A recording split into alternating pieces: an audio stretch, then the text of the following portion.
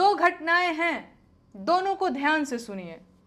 उत्तर प्रदेश के इटावा जिले में यादव समाज के एक व्यक्ति को कथा सुनाने के अपराध में बेइज्जत किया गया और उसका सिर मुड़ दिया गया।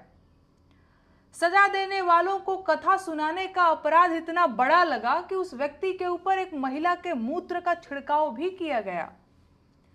यह दुष्कृत्य कथा वाचन पर एकाधिकार समझने वाले लोगों ने किया। दूसरी घटना ओडिशा की है, जहां गंजाम जिले में गो तस्करी के शक में दो दलित युवकों को बुरी तरह पीटा गया। उनका आधा सिर मुड़वाया गया, उन्हें घुटनों के बल रेंगने, घास खाने और नाली का पानी पीने के लिए मजबूर किया गया। उत्तर प्रदेश और ओडिशा, इन दोनों राज्यों में भाजपा की सरकार है और दिल्ली में तो अपने सिंदूरी लाल जी बैठे ही हुए हैं। ऐसे में अब सवाल यह है कि इस तरह की घटनाओं के लिए असली जिम्मेदार कौन है?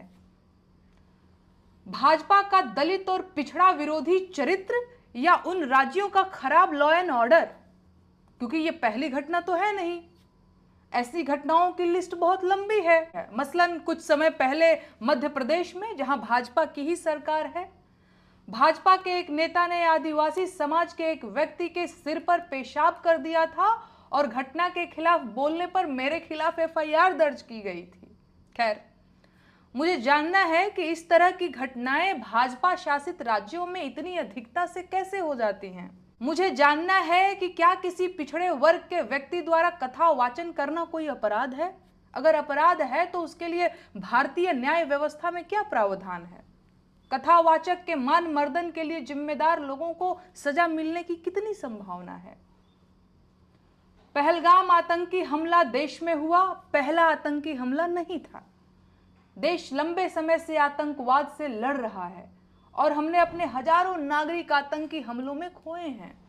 हर बार ये हमले पूरे देश के विरुद्ध माने गए और मृतकों को देश का नागरिक माना जाता रहा। पर भाजपा सरकार की कृपा से ऐसा पहली बार हुआ कि जब पूरे देश ने मृतकों की सूची में हिंदू और मुसलमान नाम छांटे, माहौल बनाया गया कि आतंकियों ने धर्म पूछकर मारा। एक पूरे समाज को आतंकवादी और उनका साथी बताने की कोशिश की गई, जबकि सच ये है कि सरकार अभी तक हमलावरों को पकड़ना तो दूर, उनकी सही पहचान तक नहीं जुटा पाई है। और अब खबर आ रही है कि सरकार ने पहलगाम हमले के लिए जिम्मेदार आतंकियों के गलत स्केच जारी किए थे। अब सवाल यह है कि जिस गलत जानकारी के आधार पर देश की एक बड़ी आबादी को अपमानित किया गया, उसकी जिम्मेदारी कौन लेगा? और जो कष्ट पहुंचा है उसकी भरपाई कैसे होगी? एक सबसे जरूरी सवाल यह है कि आखिर भारतीय जनता पार्टी किन लोगों की पार्टी है? सरकार चलाने वाले लोग कौन लोग हैं?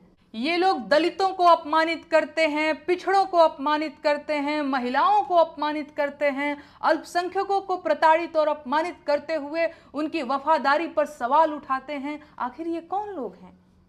ये किस हक से ऐसा करते हैं? और ये किन लोगों की पार्टी है? क्या ये कहना गलत होगा कि भारतीय जनता पार्टी दरअसल देश के बहुसंख्यक सवर्ण समाज के पुरुषों के वर्चस्व वाली पार्टी है?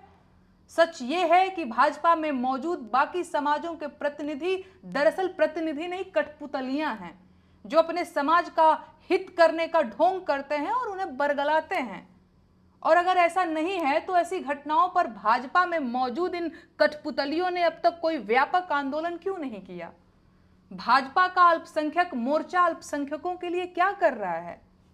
सच ये है कि देश के लिए आतंकवाद से ज्यादा खतरनाक जातंकवाद है, क्योंकि इसे फैलाने में बहुत सारे लोग शामिल हैं जिन्हें सरकार का मूक समर्थन मिला हुआ है। एक बेहद अहम सवाल यह भी है कि गाय के नाम पर जिस तरह से देश भर में लिंचिंग की गई, उससे गोपालन को बढ़ावा मिलेगा या लोग हतोत्साहित होंगे? पहले गाय के नाम पर मुसलमान समाज को निशाना बनाया जाता था, अब दलितों को भी टारगेट किया जा रहा है। मेरा विश्वास कीजिए, जो लोग खुद को सुरक्षित समझ रहे हैं और ऐसी घटनाओं के प्रति तटस्थ हैं, वो भी दरअसल सुरक्षित नहीं हैं। भरोसा ना हो तो कुछ दिन इंतजार कर लीजिए। आज देश को आतंकवाद के साथ साथ जातंकवाद से भी लड़ने की जरूरत है, जिसके लिए सबसे पहले इसकी जड़ पर प्रहार करना होगा।